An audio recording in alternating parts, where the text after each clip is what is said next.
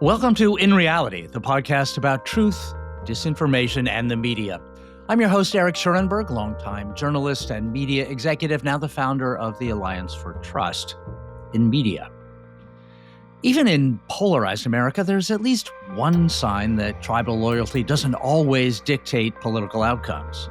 Kentucky, Kansas, and North Carolina, Republican majority states all have elected Democratic governors. For a healthy democracy, I think that's a good thing. Which is why I find today's guest so interesting. Rob Sand is the state auditor in Iowa, the only Democrat to hold statewide elected office in that state, and he's now running for governor. That ambition in that state requires him to run what must be one of the most bipartisan campaigns now underway in the country. We'll hear today how he plans to persuade Republicans to cross party lines and vote for him. We'll hear what personal qualities he thinks can bridge political divides and how, in his own life, he manages to avoid being trapped in the filter bubbles that make the American media ecosystem so toxic to civil discourse. Now, Rob's campaign is a long shot, to be sure, but it's an experiment worth running. Imagine an election in which the deciding principle wasn't let's choose the lesser of two evils, but rather, may the best man win. What a concept. And now here's Rob Sand. Rob Sand, welcome to In Reality. Thanks for having me, Eric. I appreciate it. It's great to have you here. Now, Rob, you're the Iowa State Auditor, the only Democrat holding statewide elected office in a state that has swung sharply Republican in the Trump era. I think that most people would agree that you're taking on an uphill battle. Why are you doing this? Number one, the state of things in the state of Iowa is that we need change. Everyone's heard the phrase power corrupts and absolute power corrupts absolutely. And I think that we can say in Iowa, it also takes 10 years of one-party control. And then that's what you get to. Because the bottom line here is, my first term in office, we uncovered a record amount of misspent money. The response to that was that I got reelected, but the response to me getting reelected from the folks who run the show in Des Moines was literally changing the law so that state government could hide waste and abuse from the auditor's office. It's just one of those things that a little too far there. So I feel really good about some accountability for people in those positions of trust and power who have looked at that situation and said, okay, the answer to this problem is stopping that guy from doing his job rather than doing our job better. Yeah. I know in your campaign, you use a farm metaphor of rotating the crops. Seems applicable here. Yes. Just for a little background, what does a state auditor do exactly, and how does that prepare you for this role? That's a good question. It sort of varies state to state. So in Iowa, the easiest way to understand it is taxpayers watchdog. So we do Iowa's audit for the state. We audit local entities as well. We do public corruption investigations, which is how I got to know the office well. I had, before running, been the chief public corruption prosecutor for the state of Iowa. And then we also, since my first term, we do a lot of efficiency promotion to save tax dollars. We started a government efficiency program in my first term that's been copied in a couple of other states. So very effective way to save tax dollars. One of the tests that you're taking on has to be the ability to hold civil conversations with people whose worldview you don't agree with. It's a skill that a lot of Americans have let go to waste in recent years. Talk about your philosophy about how to hold those conversations. You know, Eric, I think a lot of us have just sort of slipped into these bubbles. I think these bubbles are oftentimes reinforced by social media, where we oftentimes see the most dismissive, the most self-righteous posts or tweets get the most support. It doesn't work in real life. You know, that's not the way that we get along when we're talking face to face. And I think one of our primary problems right now is that we are so divided. And then, of course, we have a political system that reinforces that because you have only two choices. So my approach to that is different, because the ordinary political approach to that system is sort of like, well, if I feel like I can reliably carve 51% or 53% out in the general election, then the only thing I have to do is worry about my primary, and I'm going to model, frankly, frustrating the other side and bullying the other side. I don't want to do that. I don't think that works. I don't think it's good for us. It might work for a political candidate politically, but I think we need public servants, not politicians. And what's going to work for us public, for all of us together, is to actually figure out how to get along. And so that's always been important to me. My senior leadership team in the auditor's office has always been Democrat, Independent, Republican. It's always included people who have made campaign contributions to my opponent from 2018. And when we start my town halls that I'm doing this year, number one, we tell people in advance that we're coming and that everyone is welcome. And then we actually, I'm a Democrat. We have people raise their hand if they're Republicans. We applaud for them. We have them raise their hand if they're independents. We applaud for them. We have the Democrats raise their hand. We applaud for them. And then we sing the first verse of America the Beautiful together. It's just an experience that reminds us that we are supposed to be on the same team, all of us together, where, maybe there's some tension there. There's some disagreements on how we feel about things. But at the end of the day, we're still supposed to be coming together to actually figure out a way forward rather than just beating up on each other. Yeah. Yeah. That is admirable and maybe all too rare. Now, you were talking a few minutes ago about the filter bubbles and how social media and the incentives that are built into social media algorithms and the political system kind of reinforce division. The conservative media repeat a number of narratives about Democrats that were pretty successful, I have to say, in the 2024 election. So they're likely to be leveled against you as you get closer to the general election. So I'm curious, I'd like to run them past you and get your response. So one of those Republican or conservative narratives is that the Democrats are the party of chaos. Democratic cities are filled with crime and crippled by a wave of illegal immigrants. You need a Republican governor in Iowa to avoid the fate of Washington and San Francisco or Chicago. How do you respond to that? I spent 7 years as a prosecutor.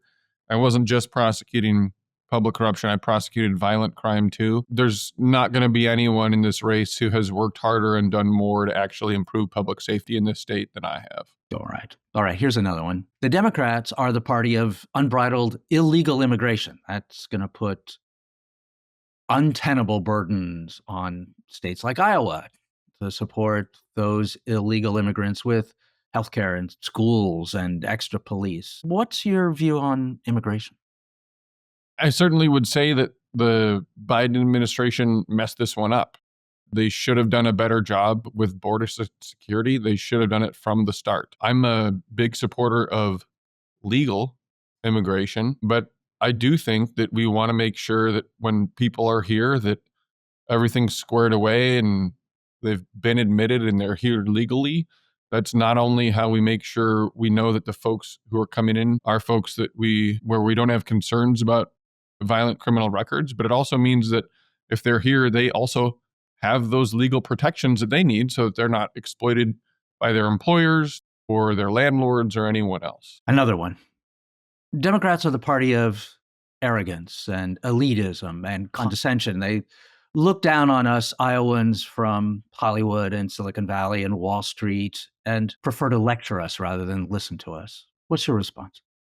So there are definitely people in my party that fit that description. The title of the book, What's the Matter with Kansas, has always really annoyed me, because what they're doing in the book is they're judging people who are relatively lower income for voting based on reasons that have to do not with their economic status, right? And yet we would never see that book written about wealthy people in New York or California who were voting for Democrats who thought that more taxes for rich people were a good idea. I think there is a lot of condescension in the Democratic Party. Me? I actually go to 100, I do 100 public town halls every single year. I invite the public. I take questions from everybody. I take all those questions seriously. You're not going to find any Republicans in the state of Iowa who are as happy to meet every Iowan exactly where they are as I am. And so, bottom line to me on a lot of this stuff is I'm not going to disagree with you that there's people in my party that fit that description. I'm just being me. And the other piece of this is, again, all these questions really at the end of the day, and you're right that these are sort of the stereotypes of the Democratic Party, and there's stereotypes of the Republican Party that Democrats use too. These are things that just try to say there's only two ways to think in America, that you have to either be on red team or blue team, and that if you're on one of those teams that you must be exactly like all the other people on that team. That is the most dangerous and destructive fiction in American politics today, because it totally it tries to push us away from thinking, it tries to push us away from listening, and it tries to push us towards a world where people we love, that we want to sit down for Thanksgiving dinner with, it would have us judge them instead based on the worst act of somebody that they ever voted for. It's a terrible way of thinking. And you're right that Republicans do this, but Democrats do it too. And the bottom line is we should really try to be trying to judge people based on who they are and what they believe. But until we end the system that is the lesser of two evils, until we actually have a electoral system where the public is in charge instead of two political parties, it's going to be hard for us to get there. And I think that's one of the most important reforms that we can have going forward, because it would actually give us a system that's a little more based in honesty and a little bit more based in civility and collaboration, rather than this just sort of race to the bottom, lesser of two evils stuff that we've had going for too long now.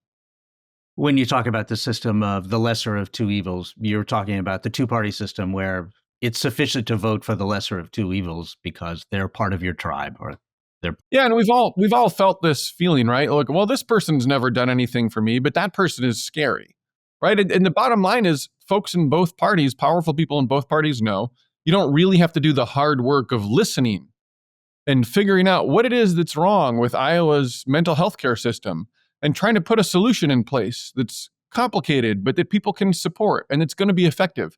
All of that is really hard work, but you could just get reelected if you demonize your opponent instead.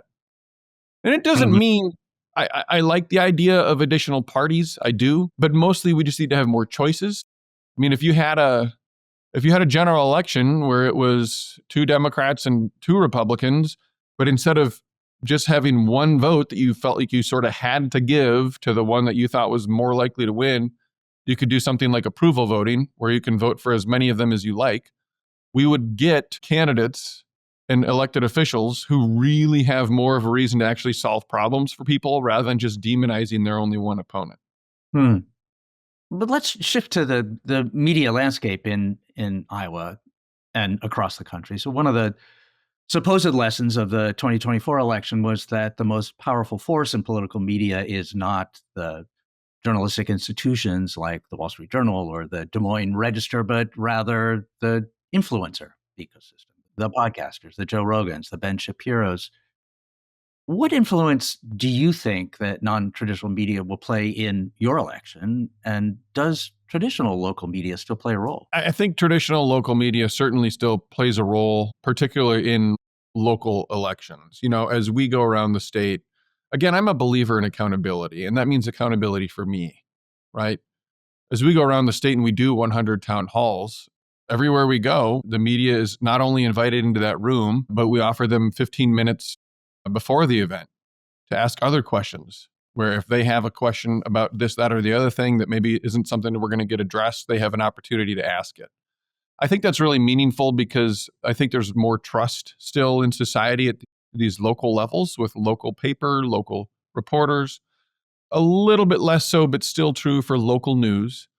And so I want people to have a chance to, the way I like to say it, poke me with a stick and see what comes out, I think that's important for people. It lets you get a measure of a person in the same way that a national podcast audience would, because you got to sit there and talk for a long time. You can't just dodge for hours on end. And yet at the same time, the national stuff, they're focused on national stuff. They're not necessarily focused on a state auditor's race or a governor's race. And so by giving people locally whether they're a local newspaper reporter or an Iowa-focused podcaster, the opportunity to have me sit down. I think that's just a good way to reach people. But again, you're not going to have candidates do that when they think that they don't have to, right? You're not going to have candidates do that who are more focused on serving insiders or special interest groups than serving regular people. You're not going to have candidates do that who know they can't really defend their own record. And so part of the reason that I'm very comfortable doing that is I work hard to make sure that I'm doing the right thing with every decision that I make. And if I sit down to talk through something, I can tell you exactly why I did it. One of the things that people worry about with their representatives in government is that they're not getting good information. So you mentioned that there are filter bubbles. Both sides of the political aisle have their own favorite narratives. And the problem with those narratives is that the more often you hear them, the more you believe them. That's just human nature. And then when you hear news, you tend to fit it into the funnels of those narratives. What do you do to figure out what is true, what news to believe, and what is kind of trustworthy out there in the media ecosystem? That's such a good question, because I feel like oftentimes, and I've talked about this a lot on the campaign trail, there's a lot of complicated issues out there.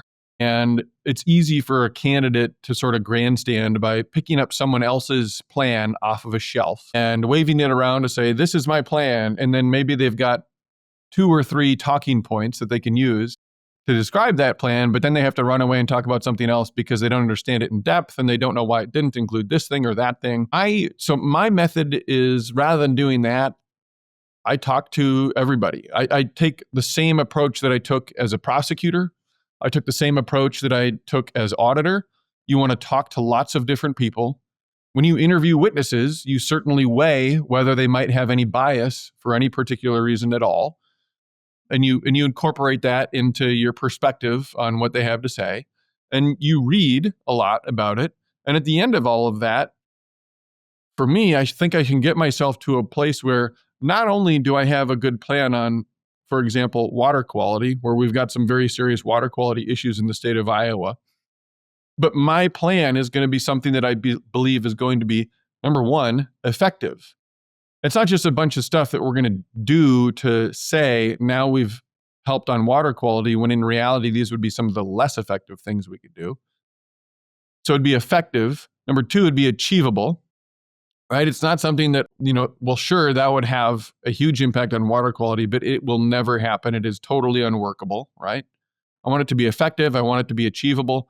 But the other piece of this is, Eric, I want to be persuasive for people. I want people to understand, if I sit down and talk about this plan, that I can bring them along to the point where I am with it, with my plan, because I can answer questions about it in great depth to the point where folks say, wow, okay, Sand has done his homework on this. That's a pretty realistic plan, and it's a really good opportunity to make a positive difference. Because I think we've forgotten about the idea of persuasion. I think we've relied too much in our politics on just beating each other over the head. But what I have found repeatedly in my life is, when we actually bother to treat other people like intelligent human beings who actually are willing to put thought into things and try to persuade them that something we believe is correct, that they might also believe it's correct, it's actually pretty effective, because these days it feels like we're all just accustomed to being treated like we are idiots and being yelled at about something instead.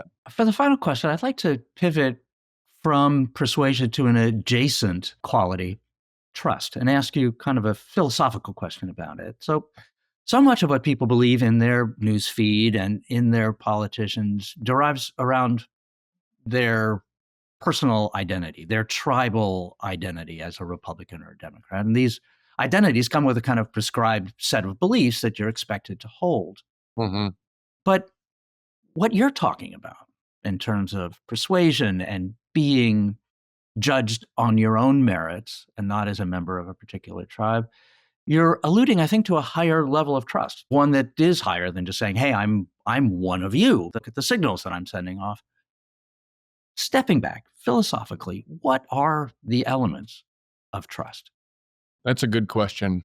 Number one, transparency, right? You should be willing to answer any question. And just by opening yourself up, whether or not a question gets asked, people, I think, are inherently more willing to trust someone who sits down and says, hit me with your best shot, right? I am here talking to you. I don't know what you're going to ask me about. You might be someone that I inherently disagree with most of the time, right? I went and did a public town hall with a very conservative group in Northwest Iowa. Why did I do that? Again, because I've worked really hard to try to do the right thing. And I think that my values are the values that most Iowans share. And so when they have an opportunity to talk to me about it, I think that they'll come around to say, okay, Stan's doing what he thinks he should be doing. And I appreciate that. I go on conservative radio a lot because I'm, for the same reason. And I think that openness is an important element of trust, because if someone hides and isn't willing to answer questions, it only breeds suspicion. So transparency, I would say, is one piece of it. And this might sound like transparency, but it's a little bit different. Just openness, about who you are, talking to people and letting them see a little bit more of your life, I think is important too, because people get to know you a little bit and that helps them understand where you fit in. So I'd say transparency about being questioned, openness about who you are. I think those are the two biggest ones. And then I think another piece of it too is it's a lot easier to trust people. And I end up saying this at almost every town hall, when I'm willing to tell you when I disagree with you, right? So an openness to saying, well, I'm not going to make you happy on that issue. Mm-hmm. Because I think most of us in our heart of hearts, we understand that we are not going to have candidates that we agree with on 100% of the issues. And so when candidates acknowledge that and they're willing to say, well, this is one place where we disagree, then I think that people tend to understand, okay, you're not just saying what I want to hear. You're not just going around to different audiences saying different things. You're actually willing to stand up in front of me and say, well, look, this isn't a place where we agree. I hope we'll find other places that we do agree, but I'm not going to lie to you. I think that's a great way to imbue trust for people, because it, again, just provides a level of comfort with, okay, I found the thing that I was afraid of finding, which was a disagreement, but actually we're just having a disagreement and it's totally fine, which makes me trust you more. Right. The thing that I knew was there. And that's right. And this candidate was frank about describing what it was. Yeah. Rob Sand, thank you for joining us on In Reality, and good luck with this campaign. Thanks. We will be watching with a lot of interest. All right. Thanks again. Well, that's it for this episode of In Reality. Thanks to Rob Sand for joining me and for modeling a politics built not on demonizing the other guy, but on persuasion and trust. One detail worth remembering, at his town halls, Sand begins by applauding Republicans, independents, and Democrats alike. A small ritual that reminds people that they share more than divides them. In Reality is a production of the Alliance for Trust in Media. It's produced by Tom Platz of Sound Sapien and Meg Telikoff of the Alliance. Learn more about the Alliance at alliancefortrust.com, and if you value our work, please rate, review, and share it with someone you trust.